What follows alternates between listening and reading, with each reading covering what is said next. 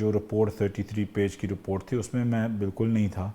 اس میں ایک لائن تھی جس پہ میں مجبور تھا ریزائن کرنے کے لیے. وہ یہ تھا کہ perhaps he has influence the ring road, کیونکہ میرے امی کے فرسٹ کزن کی زمین ہے وہاں. ان کی زمین وہاں 200-300 سال سے ہیں. تو اس سینیریو میں آپ نہیں سمجھتے کہ آپ نے ریزائن کرنے میں جلدی کی؟ شاید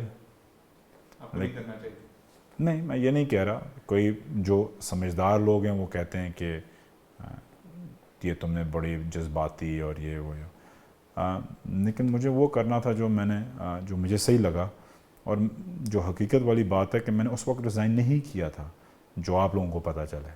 میں نے اس سے بھی 2 ہفتے پہلے ریزائن کیا تھا, لیکن کیونکہ میری پی ایم سے ملاقات نہیں ہوئی تھی اس وقت, میں دبئی چلا گیا تھا, فیملی کی عید کی چھٹیاں تھیں, دبئی گیا ہوا تھا, میں انکوائری کی رپورٹ کا انتظار کر رہا تھا. لیکن جس دن میرا نام میڈیا پہ بھی چلا ہے, میں نے اسی وقت اپنا ریزنیشن لیٹر پی ایم کو بھیج دیا کہ ٹینشن نہ لیں, ایزی ہیں, جب بھی استعمال کرنا ہو کر لیں.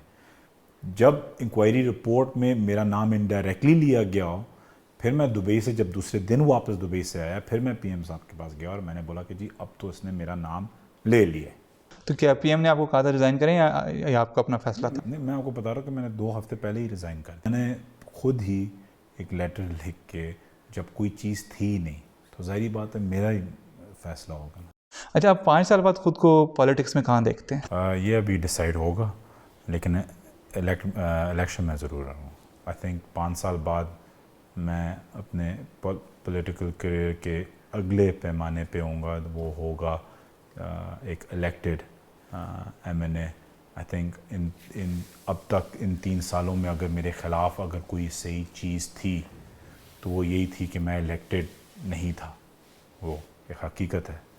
تو اگر میں جب سونے سے پہلے اگر میں سوچوں کہ کیا اسٹگما میرے پہ یا اللہ کیا اسٹگما میرے پہ صحیح ہے, تو وہ یہ ہے کہ ٹھیک ہے شاید میں الیکٹڈ نہیں ہوں, تو اس لیے لوگ سمجھتے ہیں وہ پھر آپ ایزی لے لیتے ہیں یا جو بھی.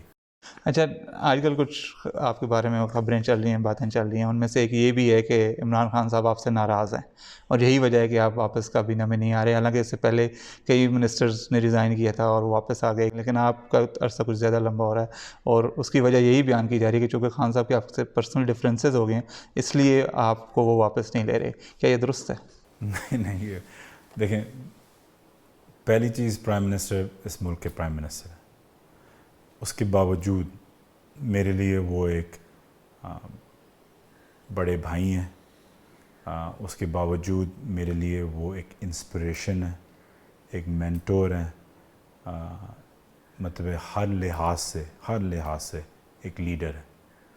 تو آپ کی مطلب ہے کہ میں اپنے آپ کو نکال کے کوئی اور بھی اس تھنکنگ کا ہو تو اس کے کام بیچ میں ایشوز آ سکتے ہیں. الحمدللہ میری اور پرائم منسٹر کی ہر روز نہیں تو ہر دوسرے روز کوئی نہ کوئی کنورسیشن کسی نہ کسی ایشو پہ ہوتی رہتی ہے, اور میں 100% مطمئن ہوں ہر چیز میں, اور کوئی ناراضگی کا نہیں ہے.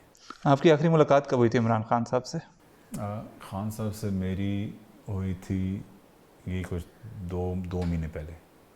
اس کے بعد نہیں. کیا آپ نے ملنا نہیں چاہا یا وہ بھی زیادہ بزی؟ نہیں, اس میں سے 3 ہفتے میں باہر رہا تھا. پرسوں میں نیو یارک جا رہا ہوں, تو انشاءاللہ واپس آ کے ملوں گا.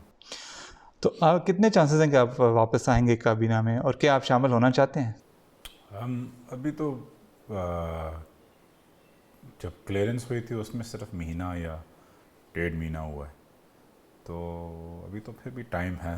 آپ لوگ کیا مجھے ریلیکس کرتے ہوئے نہیں اچھا نہیں لگتا ریلیکس کرتے ہوئے؟ اب مجھے نہیں پتہ چانسز مطلب چانسز کو آپ کیسے تولتے ہیں, لیکن اور واپس آنے کے لیے میں ویسے بھی I am here to serve my country, جسی طریقے سے پاکستان کو سرو کر سکوں, چاہے آن دا فیلڈ یا آف دا فیلڈ, چاہے کیبنٹ میں یا کیبنٹ میں نہیں. پھر میں اپنی کنسٹیچوئنسی میں گیا اور مجھے احساس ہوا کہ 3 سال گزر گئے ہیں, اور کنسٹیچوئنسی مطلب جو ہمارا اٹک ہے بیسکلی اوور آل.